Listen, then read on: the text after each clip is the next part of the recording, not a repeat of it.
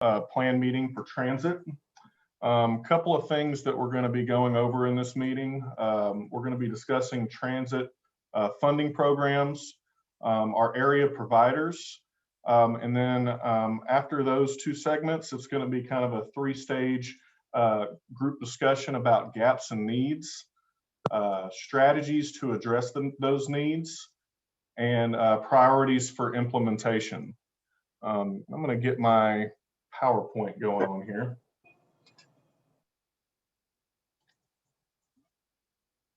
Give me just a second.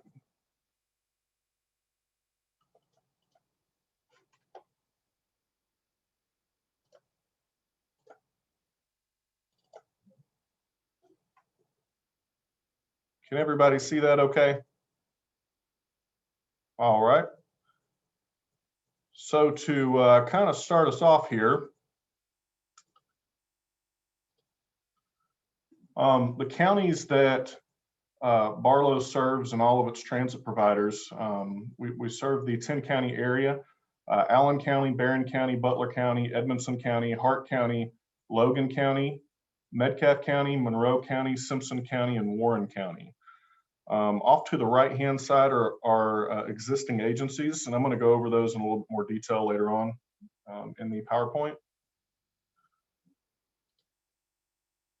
To kind of jump into funding programs, which I'm sure most transit providers on here know about most of these and know how they work, but we're going to go over them anyway.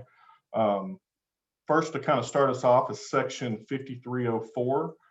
It provides funding to support planning for making transportation investment decisions statewide, with funds available for planning activities that include supporting the economy, increased safety, increased security, increased accessibility and mobility for people and freight, protect and enhance the environment, promote energy conservation and/or improve the quality of life, promote consistency between plans and development patterns, enhance integration and connectivity across modes, promote efficient system management and operation, and emphasize the preservation of the existing transportation network.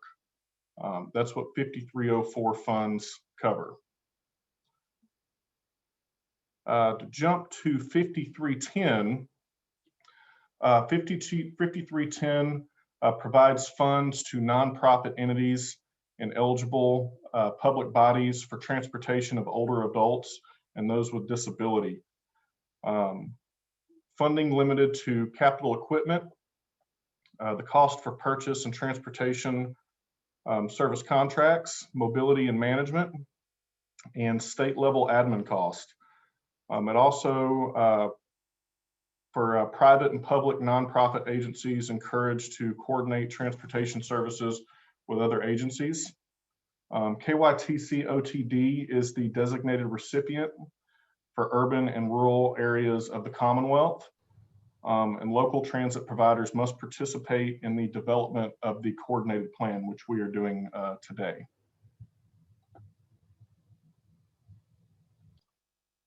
Next is 5311 funds. It provides financial assistance to support public transportation services within areas of population that have population less than 50,000. Funds can be used for transit planning, transit operations, the purchase of capital equipment or facilities, and state level administration.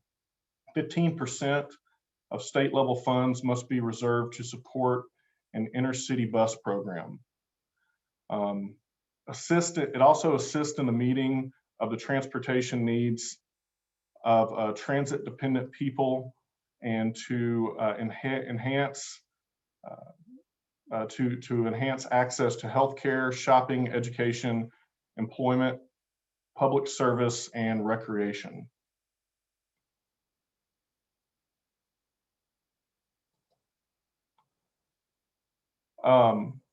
These are the existing providers in the Brad region. We have Barron River Adult Daycare Center. We have Life Skills, Cal Turner Rehab and Specialty Care, Metcalfe County Healthcare Center, Community Action of Southern Kentucky, Glasgow Transit, GoBG Transit, which is operated by Community Action, Mogo Shuttle, which is located in Morgantown, which is in Butler County, Scottsville Transit, WKU Topper Transit, and the Housing Authority of Bowling Green. So that's kind of a rundown of our region and what funding is available. Next, we're going to be kind of moving on to, and this is more of an open discussion type thing. We're going to be moving to gaps and needs of local transit providers in the area. And I kept the gaps and needs that we had from last year just to kind of help us spark conversation. Which I know that these may be completely different with COVID this year. So that's kind of the reason why this is an open discussion, and we can talk about the needs of the area. So to kind of kick us off here, would anybody like to kind of chime in from a transit provider's perspective on what kind of gaps and needs we're seeing, at least in the last year?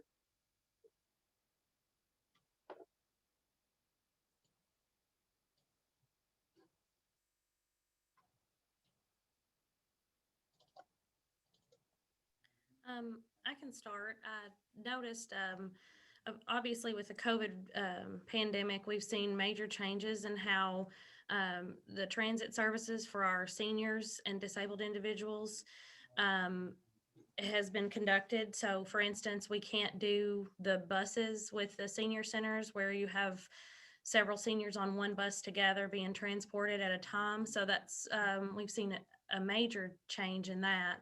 So we're looking at more individualized travel. So we have some funding available where we can do a one-on-one type transportation for individuals.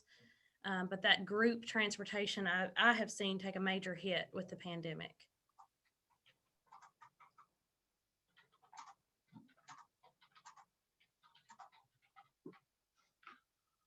So kind of segmenting and bridging over to individual transportation.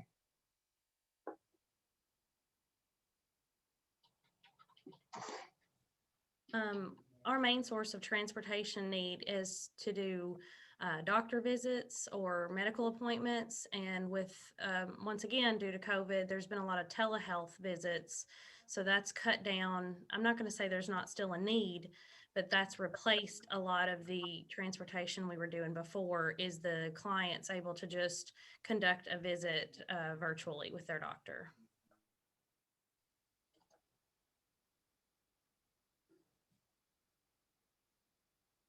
Thank you, Alicia. Do we have any representatives from Community Action or Scottsville Transit that can kind of speak to this? Hey, we have Community Action in chat. Carol's with us in chat. So you may have to monitor that for feedback. I'm also watching chat through the whole thing, just as a FYI. All right. Nate, can you hear me? Yeah, Carol, we hear you. Okay. I'm sorry, I'm working from home. I'm a COVID victim, so tested positive yesterday, but I'm blessed. I got mild case. So I would say part of the issue that, and I don't want to speak for everybody, but it's the same issue that I think we brought up last year, is that we're all working independently, but there's not a way to connect us. So if someone wants to come from Glasgow to, or Scottsville to, or Morgantown, they all have independent, we're all running independent transportation, but there's not a way to connect it. So if a person from Glasgow needs to get to the medical center, Glasgow just runs in Glasgow. Scottsville just runs in Scottsville. Morgantown just runs in Morgantown. There's not a way to get them, from one location to another. So that's why the 5311 is needed so badly in this area. And the 9-county area, there is no rural transportation that's funded by the government. And so it's just really important that works. And we have the funds available However, it takes match to make that work. And, there's about $350,000 in match that's needed. I'm going off the top of my head to actually make that work, to get it started, just to get the ball rolling. And so we have grant money available, but the match is required. And right now, finding someone to match that is a little tight. So it has to come from individual cities, individual counties that want to participate in that type of activity. But I would say, somehow being able to make it unified so that we could all work together is really what's needed. And with COVID, as Alicia said before, right now GoBG Transit's running at 50% maximum capacity on our buses. So, and we also try to limit the number of people in our ADA vehicles. So it causes additional expense. But I would also say our ridership is down drastically. We're down, 50 to 60% because of COVID. Okay, appreciate that, Carol. And this is one thing that we've talked about, at least here at the Brad. Here pretty soon, we're going to be conducting a feasibility study to see what it would take to connect all of the providers in the region. Maybe not 5 days a week at first, but maybe looking into like maybe 1 day a week or 2 days a week, just to kind of start it off. So that's something that we're going to be doing. To kind of add on that, Carol. Now, can I say one other thing? Yeah. The CARES Act provided funding for the city of Bowling Green, which Community Action received some benefit from that, but not a great deal of benefit from that, because the city of Bowling Green is using it as general operating funds to operate transit, which is not uncommon from what appears to be happening to a lot of transit providers. However, the new fund that just came out, and I don't remember what the acronym for that is, it's a lot longer than CARES, is not available to the city of Bowling Green, but it is available to nonprofits. And would be available through KYTC. So the possibility of having something there, I've asked the question, I've not gotten a response back from KYTC, is whether or not that money could be used to start a 5311 program. And can it be used in combination with the equipment and capital purchases that were available through the grant we filed a year or so ago. So I'm waiting to hear on that. And if that comes through, that could be very good news for community action, and it could be very good news for surrounding counties. That was boss coming in my office asking me to go help him change fucking David Minus. Okay, thank you for that, Carol. Okay, we've also got two comments in the chat. So Wendy said it's not just connecting the towns, but it's also a large area outside in the counties that need help getting into the towns. And then Michelle said that seniors need affordable transportation options. Well, because for one, And Nate, do you mind if I make a comment about both of those? I that's a great. And I remember being at a meeting when Wendy mentioned that to a transportation provider, and the transportation provider, a private transportation provider, said, well, they can't afford us.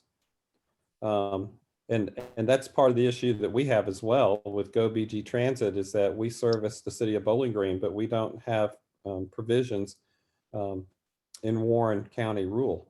And so Wendy's facing some of the same issues that we're facing. And Michelle is also, brought up a good point that if you look at a private transportation provider, which is receiving a lot of their funds from the government, if you don't have Medicaid, a trip will cost you, $40 in a wheelchair, and then there may be additional mileage on top of that. That's just, for seniors, that's an outrageous fee, to go to the grocery store. So that's where, the 5311 could really come through and be a great benefit to so many people, to provide transportation, not just from Glasgow to Bowling Green, but from rural county areas into Glasgow, rural county areas into Scottsville. So I'm sorry, I said earlier, it's not like it was only benefiting the Bowling Green area, but it doesn't. It benefits every county involved and every transportation agency involved. Nate, this is Gail Davis with Scottsville Transit. Can you hear me? Yeah, go ahead, Gail. We do have a need, as Carol says. Of course, our transit is city limits only, but there is a need getting people, if there was some kind of a coordinated effort where we could meet a transit, say at somewhere Jimmy Deemer's or somewhere to get someone there to where they could get to a doctor's appointment or whatever in Bowling Green. We have a lot of people that have their doctors in Bowling Green, or they need to get to the hospital or whatever. We have no means of getting them from the city limits to the Warren County and into Bowling Green. So that would be a plus if we had that. Yeah, Gail, that's kind of what we was talking about earlier with connecting the region. If we could, you know, the way that we kind of talked about it was we could have, you know, a shuttle from town to town multiple times a day. I don't know how many times a day, but to just to connect those people that live in Scottsville, let's say, or Glasgow to Bowling Green to come to the Med Center or whatever they need to do. So I kind of think it's on par with what you were saying too. Nate, Yes. this is Scotty Turner in Tompkinsville. We don't Hey, even Scotty. have a transportation system set up. So is this something that we can use to get one started? As far as funding goes, yes. Okay, because one of the main things that you brought up is I've got 2 or 3 veterans here in Tompkinsville that they go to the VA in Louisville, and we don't have any. You know, there's one transport company that works here that refuses to take them because the government pays like 3 or 4 months behind. So, you know, they do get paid, but they have to wait 3 or 4 months to get paid from the VA, and they won't take them up there. So I've got one lady in particular that wires me out. And I've told her, you know, I said, I will, you know, I'm doing everything I can to try to find something, you know, that where we could do that to take care of it. But yeah, I mean, this is actually the first thing that I've seen that would come in and actually cover maybe even starting up a transportation system. Now, Scotty, were you talking about transporting people to Louisville, or were you talking about maybe fixed routes Well, in Tompkinsville? yeah, I mean, just right now, just if I've got a lot of elderly, like Michelle said, a lot of elderly people that can't drive and stuff in the city limits. And if I could just have, you know, get, like you said, some kind of route that just run Monday through Friday, you know, from 8 to 4 or whatever through the week, where they could get to the grocery store or Walmart or to the doctor's office or the pharmacy, or, you know, just whatever they needed.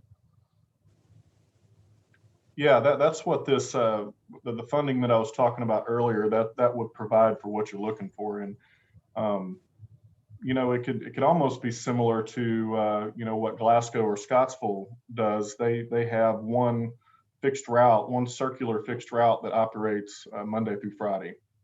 Yeah. I mean, that's basically, that's what you know, the trip to Louisville, I can deal with that. But I mean, you know, if I just got a bus that, like you said, that done the circular route Monday through Friday, it had certain stops at certain times or whatever, and you know, that'd be great. That's really what we're looking for. Okay, yeah, we can get together later if you want to, and we can talk about it. Okay, sounds good. Okay. Thank you, Nate. Uh-huh.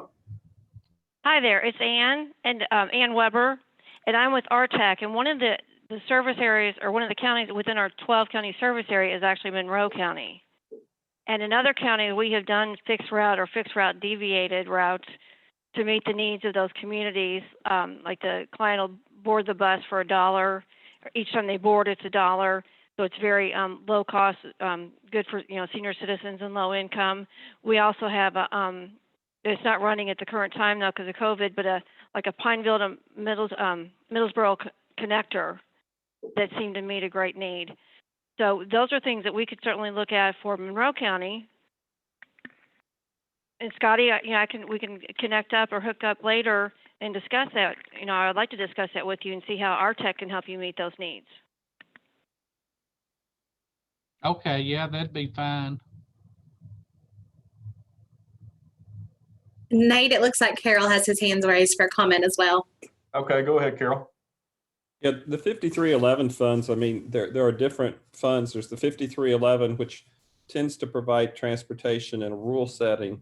And Scotty, that's not a bad comment regarding your area. But Bowling Green's considered the more the inner city or the metropolitan area. I'll say that. And because of population sizes. So 5311 applies to towns and counties that are below a certain population. So that would be available to you, from my understanding, for to provide transportation within your city. It would also be available to provide, transportation in the rural county area into your city. But then there's a fund called 5311F, and 5311F works a lot the way 5311 does, but it's primarily used to transport individuals from a rural area into a major metropolitan area.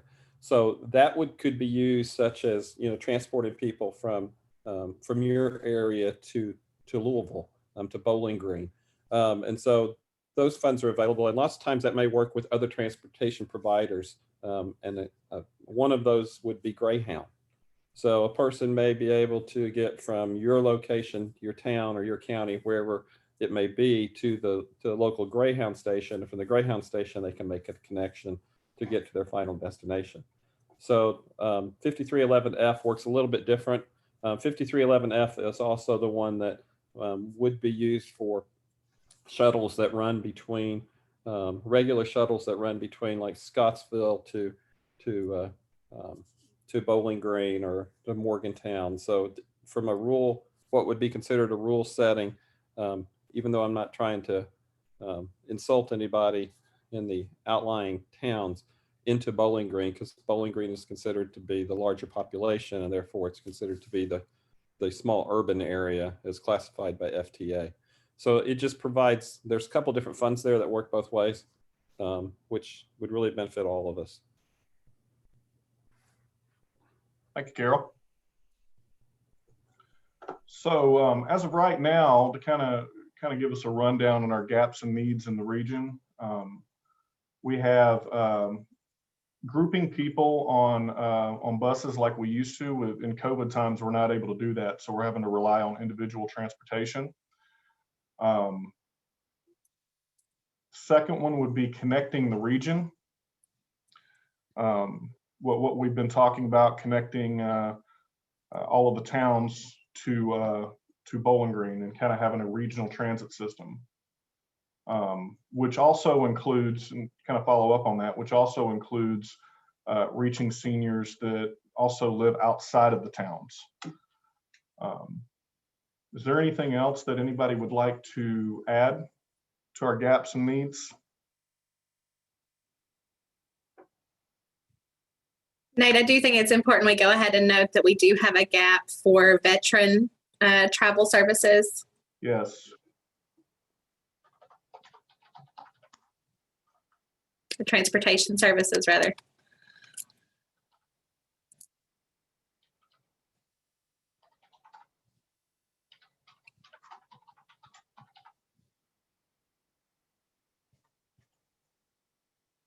And that one was also brought up last year too.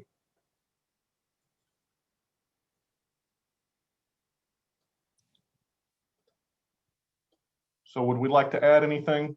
And all of this is going to be going in our regional coordinated plan.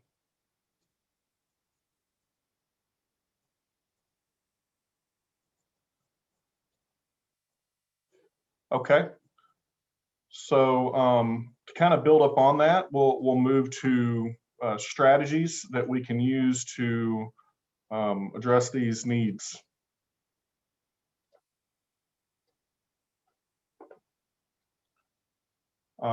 So these were some of the strategies from last year, which we have new needs this year. So, so what would be, and this is up for discussion, what would be good? What would be a good strategy for connecting the region for transit? I know Carol kind of talked about that a little bit, but I believe 5311 funds is kind of what we're looking at, and really the match is the big thing. Carol, you can go ahead. Or did you have your hand raised, or was that from last time? That was from last time. Sorry. Oh. I'll go ahead and chime in from an agency perspective real quick. Nate did make a mention that we're looking at conducting a feasibility study. I'll just clarify real quick. We're looking at applying for funding to conduct that feasibility study. We have not made any kind of commitment yet as to being able to do the study. We are applying for funding to look at the study. And that study would provide us some guidance on how we could offer some connections from our various transit systems to offer a more regional, holistic system.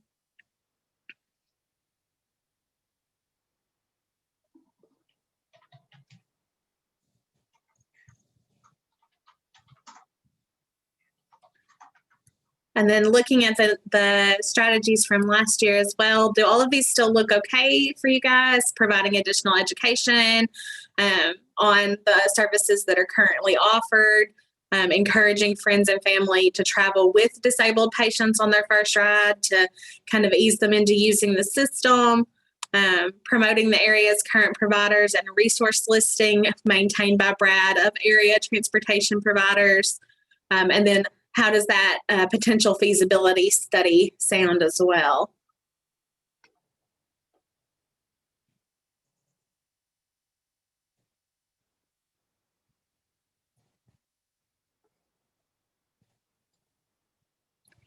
Wendy did note in the chat that Glasgow's Veterans Office has a bus, just no funding to operate it, by the way. Okay. So we'll kind of move on to priorities for implementation. Last year, we said that education was the biggest need. Riders and potential riders need to know about the available services and how to access them. Again, this could be different with COVID and everything. We can add more to this if we'd like. But developing and distributing pamphlets to doctors' offices, detailing opportunity to get a ride into Bowling Green and Glasgow to utilize public transit between appointments.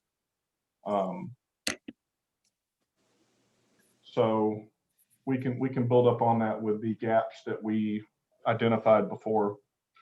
Would anybody like to speak to that? Nate, this is Carol. One need that I don't know that we really discussed, and I'm sorry, I'm multitasking here from home. It may be that employment is a bigger issue than what we have, identified. I know the county judge executives, are concerned about employment opportunities within their counties, and also if the employment opportunities aren't available in their counties, how are people get to employment locations outside of their county in an adjoining county? So employment, would be a major issue, as well as medical. And then regarding priorities for implementation, well, I think education is important. If we educate people that you could get to the doctor in Bowling Green or in Glasgow or Scottsville or wherever we're talking about, from Scotty's location, but there is no transportation provider that's feasible, then the real issue is, we can do all the education we want to in the world, but if it's not built and it's not there, then the education does very little good because there's nothing there for them to use. And so we really need, to have something for folks to use Because right now, what we're going to educate them on is tell them how they can get where they can't get. Right. Carol, would you say then that the biggest priority would shift from education to regional connection? I think so. And now education is important to understand, for everyone to understand how, including the general public, how that benefits. But without that connection, then the education, in my eyes, does little good, because right now, I don't know how you're going to be able to manage that. You'll have to use private providers, which the rates on those private providers are outrageous. If you're on Medicaid, Medicaid will take care of that if you qualify for Medicaid transportation. But if you don't, then you're looking at some outrageous fees. And Carol, you would say that the next hurdle would be just finding the match for that, right? Yes, finding the funding. Yep. And it's the same with just about anything. Lots of things sound good and people want them, but we all want a brand new car off the showroom floor, but why do we not have one? Because of money. So it's the same for transportation and other things that could benefit in geographic areas. Nate, this is Mike Hughes in Auburn. Hey, Mike. Good afternoon, or good morning, everyone. We don't participate in any type of the public transportation as such in the city of Auburn, so I know very little about these programs. Someone a few moments ago mentioned a feasibility plan, and from all the comments I've heard from people that know a lot more about this than I do, sounds like we don't really have a good path in place. We may know where we want to be, but we haven't got a good path to get there. The feasibility plan might help all of us to agree on a path to get there. But I never heard anyone say how we were going to fund a well thought out, well executed feasibility plan. Maybe they did, and I just missed it. And to kind of reiterate on that, Mayor Hughes, we're going to be applying for funding for the feasibility study. I see. Okay. Yeah, so hopefully that'll be in the future for us, and will give us an idea of what we're looking at for the region.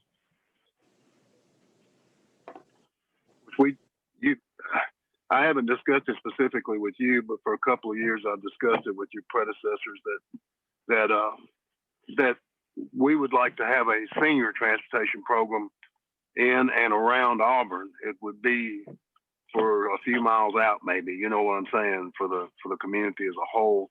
So I'm not sure how to do that as far as taxpayer funded, but anyway, I still am working toward that goal.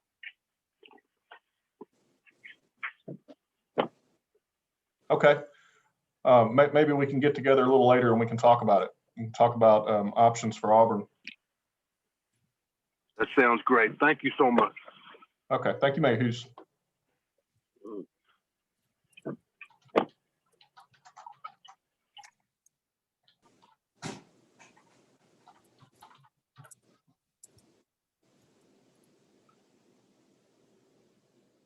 Okay. Would anybody like to add any other priorities for implementation or add to the discussion in general?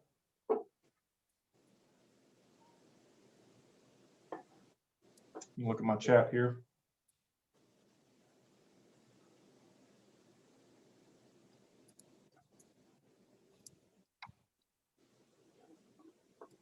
Okay, if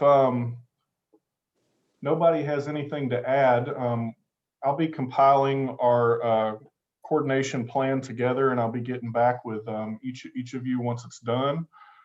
And we'll be adding all of our needs that we talked about today inside of that plan. A couple of reminders that I wanted to talk about. Section 5303, 5304, 5310, 5311, and 5339 applications for our state's fiscal year 2022 are due to KYTC OTD no later than April 1st of this year. The way that you submit those applications are a little bit different from last year. I know last year they had a portal online that you could submit those applications, but Tabitha Martin came back and said that they're not going to be doing that this year. So there are two different ways that you can do it. The first way is mailing in your paper application to KYTC Office of Transportation Delivery in Frankfurt. And the second way is uploading your application documents to their SharePoint. And I've got the link below that, and I'll be sending that to everybody after this meeting. Does anybody have any questions about that? Nate, one thing that we were told is that even if you have applied before and perhaps you didn't get anything, that now would be a good time to go ahead and apply this year because there is a new executive director, Vicki Bourne, and things could be underneath a different review, fresh eyes, and that type of thing. So if you Sure. tried before and weren't successful, then this may be a good time to try again. That's good information to know.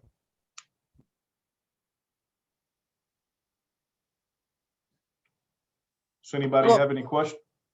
I'll Go ahead. also chime in just for a note for our elected officials on the call today. You will be hearing from us about setting up a Barlow meeting, Barren River Local Officials Organization. If you'll recall, we meet about once a year for this specific issue. So be on the lookout for that. We'll likely call that meeting sometime in March to go ahead and vote on applications submitted on behalf of Barlow. Just a heads up. And I'll be getting in contact with all of the elected officials soon on that. Nate, I would be just a little curious as to, they're going back to the paper application. Does that mean we're not going to be using this portal this coming year that they had us download into last year? It looks that way, Gail. Yep. It looks like their portal didn't quite work on their end and they're having to do some massive restructuring. So I would not anticipate using it this year.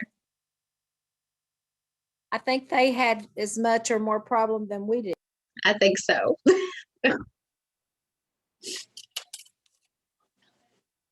It was not the easiest of systems last year. I'll say that. No, it was not. I do know with the SharePoint, I was looking at it a little bit yesterday, you have to get on there and you have to create a profile in order to submit. Which I would imagine that the SharePoint would be the easiest way to go about it.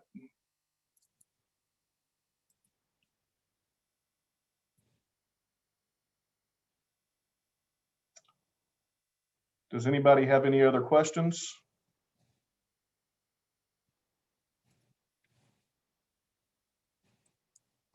All right, well, I wanted to thank everybody for getting on here. Here's my contact information.